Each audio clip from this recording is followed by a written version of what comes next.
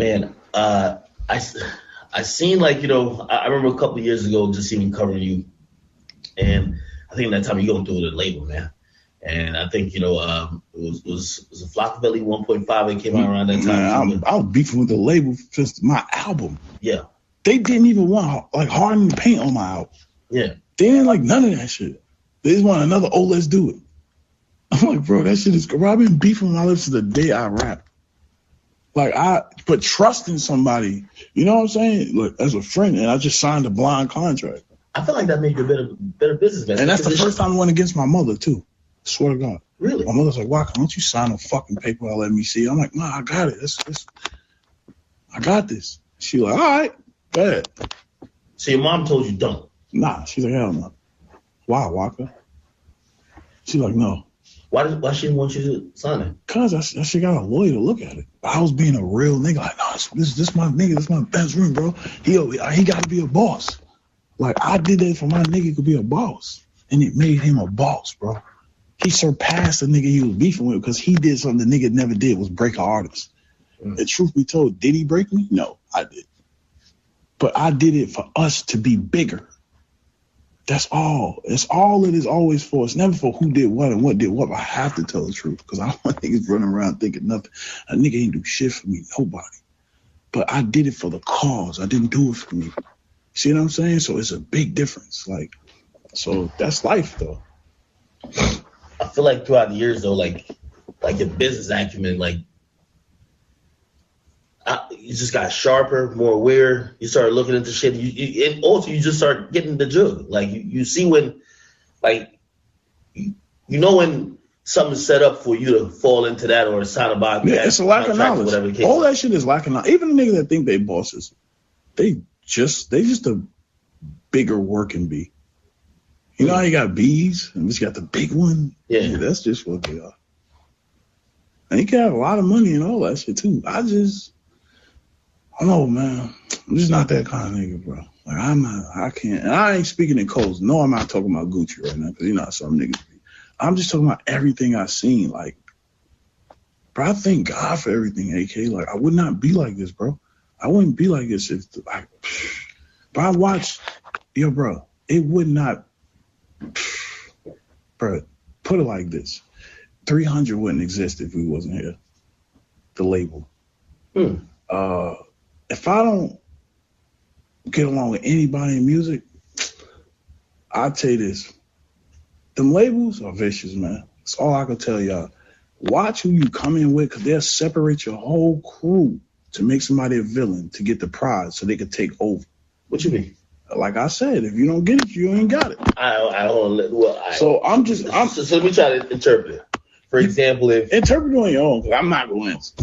So, that was just just in theory. So if a label may see an artist put it like this. My mother, this is the messiest I ever be in my life. It was me, Nicki, Gucci, Juice, my mother. Nicki go to my mother, say, Deb, you don't need nobody but me and Waka. Right? Boom. I watched another figure come around Nicki. Next thing you know, Nicki with her. Matter of fact, French was with us too. I bought French. Yeah. Nicki like, fuck it. I see what's going on. Nicki seen it like, yo, Deb, they coming for you. Like, everybody else ain't loyal type shit. Smart girl. Nicki like a sister, so fuck with her, you fuck with us. That's how we rock. Boom. So I watched a guy by the name of Coach K come over there. Coach is on Jeezy's side. How the fuck you coming over here with Gucci? That's how I'm thinking, right? But Coach works for the label. We don't know that. He come work with us. Next thing you know, French goes over there with Nicki. They get lit. That's fire. French did it for his career. It's lit, right, bro? But for niggas to turn around and act like nobody helped y'all niggas or built y'all, you lame as fuck, right? But that's for you, though. It's not for me to hate you or nothing. It's just like, that's crazy, bro. Much success. Like, nobody could claim your fame because you work for it. So this is not a position of me trying to claim their fame. But it's facts. It's like niggas that do the most unloyal shit to be loyal. It's crazy. All right? So then I go back to the coach shit. So next thing you know, Gucci and my mother arguing. Yo, Debbie ain't. And then I learned all this shit later in life. Long story short, how I look at it. I look at it as the label wanted Gooch. Who's the label? Todd Moscow, Joey IE, these guys. I remember these niggas living off the fame of what my mama built. I'm going to publicly say this right here.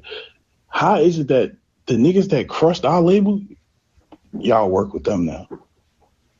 Because we ain't been over, but hey, everybody else there, hey, we got a big plan. Then I found out my moms didn't really know how our label was ran. We only knew as much as the front end. We didn't know the back end. Nobody knew the back end. What you mean the back end? The shit I know right now. I had to learn this because I already knew everything else.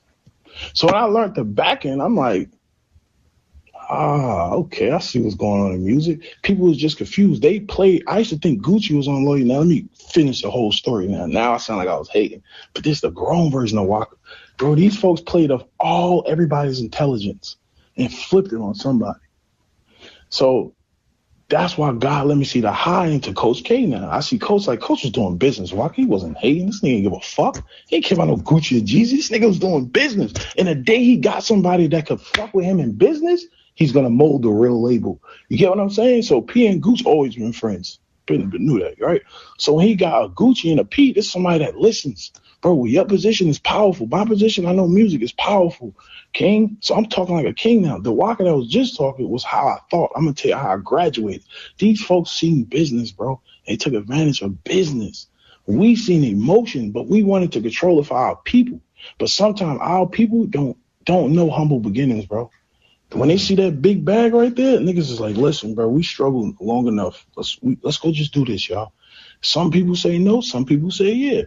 I thank God for it because little do they know, bro. And I could talk like this, bro. I could crunch all y'all niggas with money. I guarantee you I could do it right now. When I go buy a building, I don't need no fucking investors. When I go do a label deal, I don't need a major label deal. No, the fuck I don't. I could do that. I could put my nigga on tour for $5 million. I could go sign somebody right now for $10 million out my fucking pocket. Walk me today, right now. I don't need no help. I don't have to put on cars, clothes, jewelry, because that's not my swag. I don't know how to look good like that. Nigga, if I knew how to look good like that, I'd be in that shit, but I just don't. It fuck with my personality. You know what I'm saying? Yeah. Not for jury. I love that part. I like cars, but I don't like the stunt in front too much because I know it's a huge army that have to get fed. It have to, King. God put me there to be that. So to see all these people, to sum everything I just set up, they all dope, man. They all had their living experiences. To see Nicki doing what she doing right now, to see Coach P and Gucci doing right now, I could have easily tried to get around Gucci and hang with him, but God didn't want us to go. He got his life, I have mine. I could easily call P and try to be cool with Coach and this and that. For what? I done told these niggas about crypto before it popped. I sat and told you some shit before it popped, but people just look at Nick Walker, he talking to me, he fell off, he trying to goddamn do something like this. Whole time I'm making like $400,000 a month off this shit.